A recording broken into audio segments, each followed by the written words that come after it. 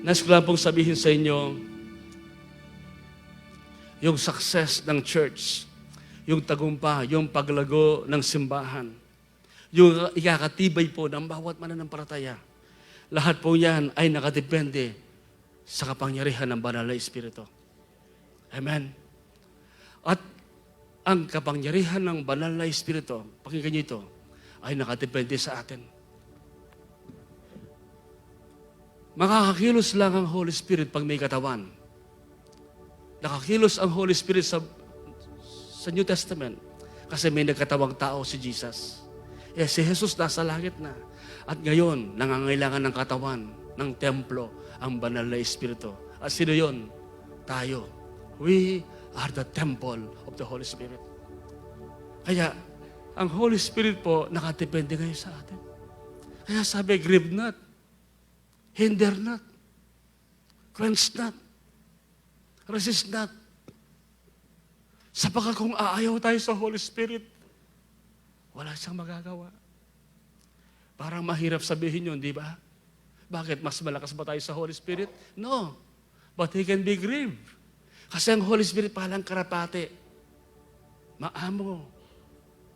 Ano? Kaya kailangan ng ating pagkikitungo sa Kanya, may kaamuan din. Hindi ka pepersahan ng Holy Spirit. Hindi ka pipilitin kung ayaw mo. And thank God Christ in your church. Willing tayo, nais natin, gusto natin ang Holy Spirit na maging instrumento niya because we love Jesus. Kaya marami hindi dinadaloy ng kapangyarihan, hindi nagagamit.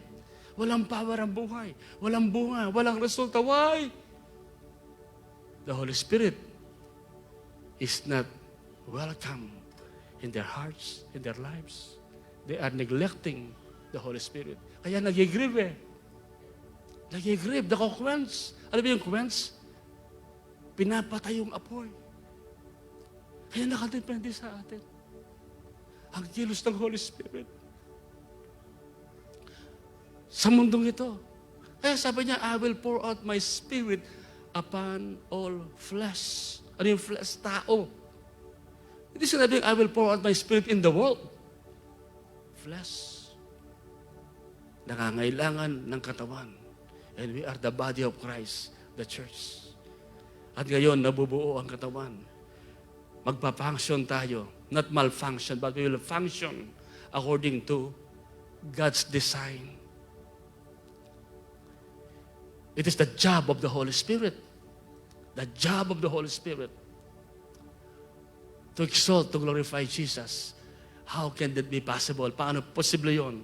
Through us, the church, the people of God. Kaya nga po, nothing significant and historical can happen without the third person, without the Godhead, the third person of the Godhead, the Holy Spirit. Alam po, even our Lord Jesus Christ, nagdepende sa Holy Spirit. Ang Holy Spirit hindi rin makakilos kung wala Jesus. Kaya sabi ni God sa Acts 10:38, how God anointed Jesus. How God anointed Jesus of Nazareth. Again, yung nabangyo pag sinabi, Jesus of Nazareth, hindi siya Diyos dito, taong-tao siya. At naging powerful ang buhay niya dahil sa Holy Spirit. At nakakilos ang Holy Spirit dahil kay Jesus. Naunawaan ito mga kapatid? Kung minsan sinasabi, Holy Spirit, kumilos ka. Hindi kikilos ang Holy Spirit kung wala ka. Kung wala tayo. Ang signs, wonders, and miracles nagaganap through our hands. We will perform miracles by the power of the Holy Spirit. But if we are not willing, surrender, obedient to the Holy Spirit, nothing will happen. Kaya nga po sabi dyan sa wikang Tagalog, alam ninyo kung papaanong si Jesus na taga Nazareth ay pinahiran ng Diyos ng banal na Espiritu at ng kapangyarihan. Kung bakit nakagawa ng milagro si Jesus ng kakaiba, pinahiran siya ng Diyos, Ama, ng kapangyarihan, ng banal na Espiritu at ng kapangyarihan. Siya'y naglilibot na gumagawa ng mabuti. Pinagaling niya ang lahat ng mga pinahihirapan ng dyablo sapagkat sumasa kanya ang Diyos. Kung hindi gagalaw si Jesus, walang manifestation. Kaya kung hindi tayo kikilos, walang manifestation. Kaya paniwalaan natin sa gabing ito, nasa atin na yung Holy Spirit. Sabi nga ni Jesus Christ sa Luke chapter 4, verse 18, "The Spirit of the Lord is upon me." Why? Without the Holy Spirit, no anointing, no power. Sabi niya, "For He has anointed me to bring good news to the poor." In other words, Jesus was anointed to preach. Without the anointing of the Holy Spirit, He cannot preach. Kaya marami gusto mag-preach. Marami sana gusto mo mag-share. Hindi ka makapag-share, hindi ka makapag-preach. Nahihirapan ka, natatameme tayo, at wala kang alam sabihin. Why? You lack the power. You lack the anointing. But today, you have received that same anointing na kay Jesus Christ. Hallelujah! Same power, same anointing nasa atin. Thank you, Jesus. At ang sabi niya, He has sent me to proclaim that captives will be released, that the blind will see, that the oppressed will be set free. Yung mga may problema, yung mga bigo, yung hirap, yung kawawa, ngayon may pag-asa na. Kasi may mga anointed servant, people of God. At ikaw ang tao yan. Tayo po yun. Christ in you, outreaches, mga pastors, mga leader, every member, every part of Christ's body, tayo po yun, mga anointed. Hallelujah. Ang ganda ng pangalan ng ating church. Ang ganda ng pagkasabi sa The Voice translation. Because it carries an anointing. It carries hope and glory. Ang sabi riyan, Colossians 1:26 hanggang 27, "The mystery of the ages is no longer a mystery because it was already revealed to us." And what is that mystery? What was hidden for ages, generations, and generations is now being revealed to His Holy One. Sino yun? Tayo. Nahayag na. Alam na natin kung sino tayo. Alam na natin kung ano nasa atin. Alam na natin kung anong ating pwedeng magawa. Alam na natin kung ano yung ating purpose. Ano yun? Yung mystery ito. Verse 27, He decided, God the Father, decided to make known to them, to us, His blessing to the nations. The glorious riches of this mystery is the indwelling of the anointing in you. Ano yung mystery? The anointing. No? The mystery, this mystery is the indwelling of the anointed in you. And who is that anointed? Christ in you. Jesus, the hope of glory. Yan tayo. Yan tayo, Christ in you. Nasa atin yung indwelling anointed. That anointed is Jesus Christ, our Lord and Savior, the hope of glory. At nasa atin siya. Nananahan sa atin yung anointing. Amen? Kaya nga po, baka matagal na kayo nakatayo, tatayo pa rin tayo. Walang uupo. Kaya nga po, this verse tells us that every believer in Christ has the anointing. If you are saved and you are in Christ, you have the anointing. Amen? Ang ginawa lang natin kanina, ina-activate, ginigising. Yan ang ginawa ni Paul, yan ang ginawa ni Moses, yan ang ginawa ni Elijah, yan ang ginawa ni Jesus sa kanyang mga disciple. At patuloy natin gagawin yan. The ministry of anointing of oil and laying of hands and impartation of gifts. Sabi ni Paul, yun natin napag-aralan kahapon, di ba? Nais kong makapunta sa inyo para makapagkaloob ako, sabi niya, ng spiritual na kaloob. Kaya nga po, ulitin ko lang, what is the anointing? The anointing is the dwelling presence and power of the Holy Spirit designed to do His work in your life. Yan ang anointing. Yung ating binasa, Acts 1:8. Kaya, ang sabi nga ni Pablo, ang prayer ni Paul, malaman natin Malaman natin ang anointing nito. Ang sabi niya sa Efeso 1, upo kayo sandali. Yan, pwede na maupo. Salamat po. Mga nakasal, upo kayo sandali. Mahalaga lang po ito. Pasilin yung prayer ni Paul. Sabi niya, kaya nga ako'y nagpapasalamat para sa inyo. Pakinggan niyo mabuti ito, importante ito. Nang marinig ko ang inyong pananampalataya sa Panginoon Yesus at ang pag-ibig niyo sa lahat ng mga banal. Ang pinagpipray niya, pananampalataya, mga believer.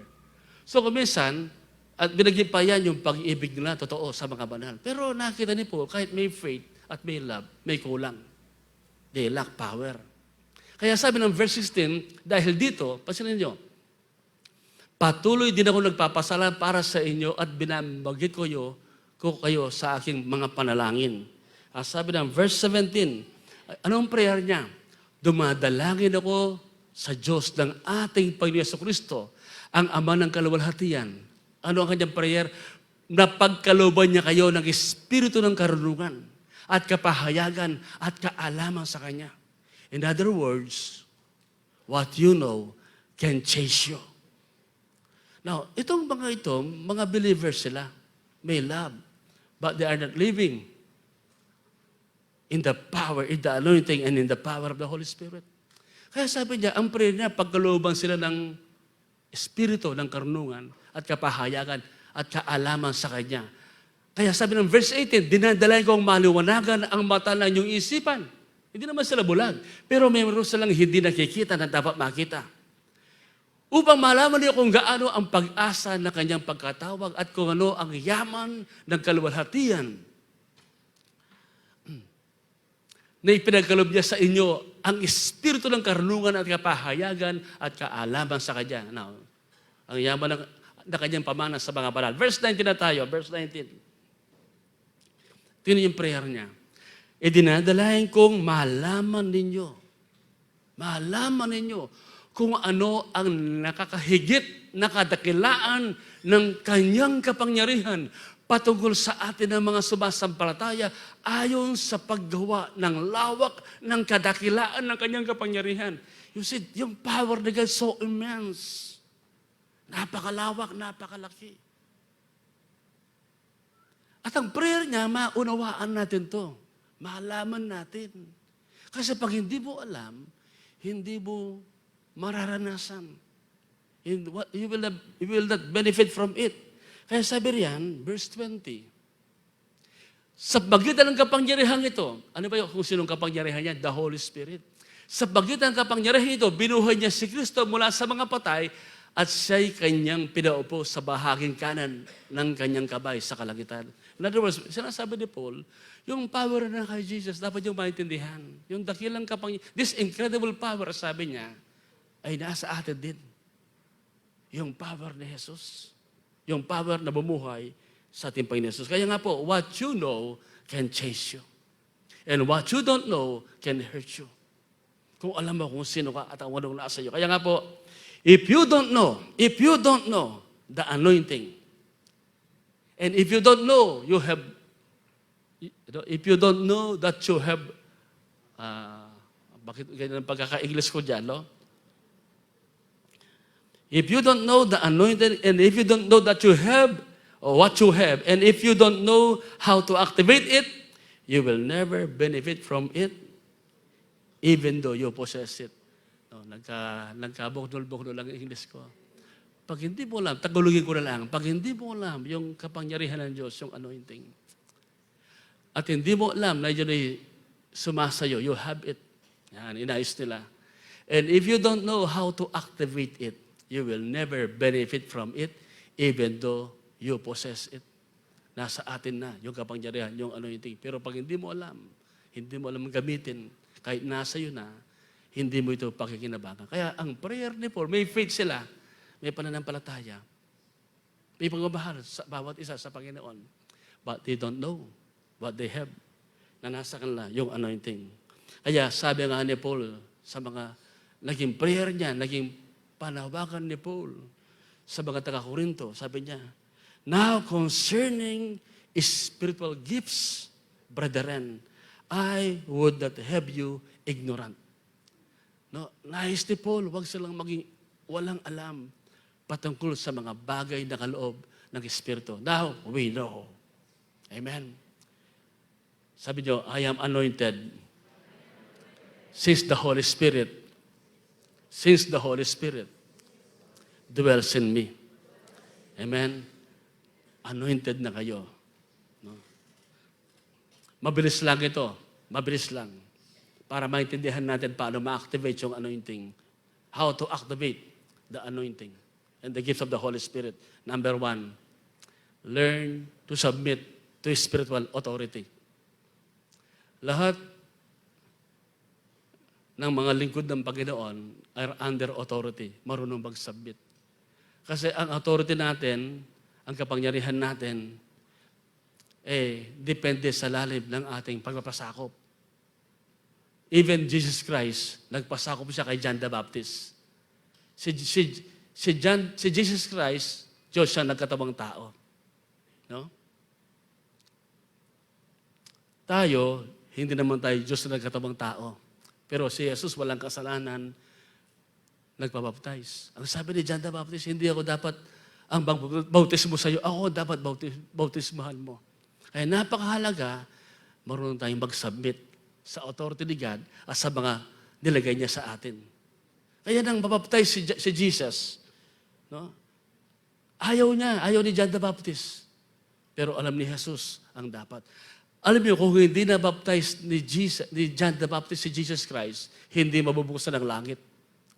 Walang tinig na maririnig at walang Holy Spirit na bababa. Nabuksan ang langit, bababa ang Holy Spirit, narinig ang tinig ng Ama, sapagat si Jesus marunong mag-submit. Sabi niyo, submit. Amen. Diyan na-activate. Ang authority, ang anointing ng Holy Spirit, wala doon sa mga hindi marunong magpakumbaba. Tandaan niyo, ang tubig dadaloy doon sa mababa. Never doon sa mataas. Kaya ang marunong magpakumbaba, magpasakop. Basahin niyo ang Matthew chapter 3, verse 15 through 17, inyong makikita kung paano nagsabi si Jesus. And then, si Joshua kay Moses, si Elisha kay Elijah, even si Abraham kay Melchizedek, si Timothy kay Paul. Now, ito yung mga servant ng Panginoon na nag-submit at nagpalihans sila. Kaya kanina nagpalihans po kayo. You are blessed. Sabi nga sa 2 Timothy 1:6, kasi na-activate yung anointing, yung gifts, pag mayroong maglilihan sa atin. Sabi rin, this is why I remind you to fan into flames the spiritual gift God gave you when I laid my hands on you. Bakit kailangan pang lay hands? Yun ang paraan ng Diyos para ma-activate yung anointing. At sa gabing ito, kapatid, may nangyari sa buhay mo. The anointing and the gifts inside you is activated. Palakpakan natin pag hallelujah. Amen? Pangalawa, kasi random, hindi na sana ako magpipreach, magtuturo, pero random ko may naiiwanan pa. Kulang ng explanation at paliwanag kasi kailangan alam natin. Pangalawa, na kailangan para ma-activate yung anointing, desire the anointing and the gift to operate and manifest in your life. I-desire mo yan. Ang Holy Spirit, hindi tayo pipilitin. Kailangan nating naisin yan. I-desire. Pangatlo, expect the anointing, expect the gift na mag-manifest sa atin. Mang-expect tayo. Amen? If your delight is in the Lord, He will give you the desires of your heart. Nasa pangatlo na tayo, expect. Submit, desire, expect the anointing and the gift. Sabi nga sa Psalm 37 verse 4, pag ang desire mo magamit kay the Lord, maging anointed ka, ma-activate yung gifts. Ano sabi niya? Take delight in the Lord and He will give you your heart's desire. So hindi pwedeng hindi ka mabigyan ng kaloob.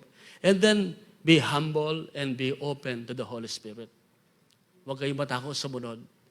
Maging humble tayo. Mag-yield tayo. Mag-surrender sa banal na Espiritu. Amen. Yun yung panglima. Learn to yield and surrender. Marami hindi marunong mag-surrender.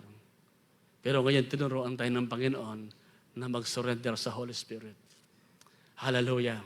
Pasimula pa lang yan. Bawat isa ay importanteng bahagi ng katawan ni Kristo. Walang hindi importante. We are all needed. The Holy Spirit needs you. No? Kung walang Holy Spirit, wala tayong magagawa. At kung wala tayo, hindi rin makakagawa ang Holy Spirit. Tayo ang inutusan na humayo, ipangaral ng mabuting balita. Turuan ang mga tao, pagalingin ang mga may sakit. Mangyayari yon kung tayo ay surrender sa Holy Spirit. Amen? At kung wala ang Holy Spirit, kamukha ni Jesus na mga apasal, wala rin silang magagawa. This is the age of the Holy Spirit. Ito yung panahon ng banal na Espiritu. Mahalin natin siya. Siya yung kapalit ni Jesus. Ang Holy Spirit ay para din siyang si Jesus. Hindi siya si Jesus, pero katulad siya ni Jesus. Kaya ngayon, tayo katulad din ni Jesus sa mundong ito. Kasi tinatahanan tayo ng Holy Spirit. Yung alang nagmamature pa tayo, pinaprocess tayo. No, hindi pa nagmamanifest to the fullest ang anointing sa marami sa atin because we need to grow. We cannot handle it. We need to be consecrated, sanctified, at lumago pa sa Panginoon. Kaya tuloy-tuloy lang po tayo. Meron sa inyo parang wala at akong tinanggap. Meron. Kaya lang, nire-ready ka ng Holy Spirit. Noong pa, binigyan ka na ng gift. Nasa Bible yan. Hindi pwede kasi part ka ng katawan ni Kristo, born again ka. Pag bahagi kayo ng katawan niya, hindi pwedeng wala ka. Pag may problema ang katawan, wala kang gift, wala kang power, ang katawan ni Jesus PWD.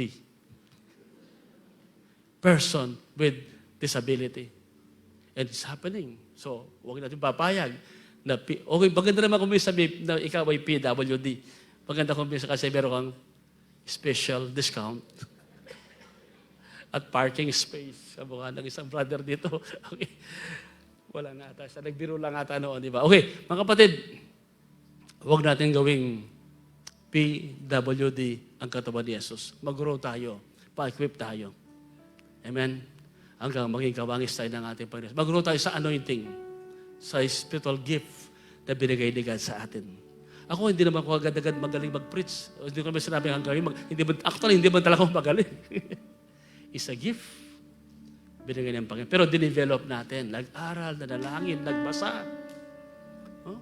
Talagang nadudulog na ako sa kakabasa ng dictionary, ng mga thesaurus, ng mga ano-anong mga libro. Kasi ang Holy Spirit, inihintay ka rin lumago, mag-aral.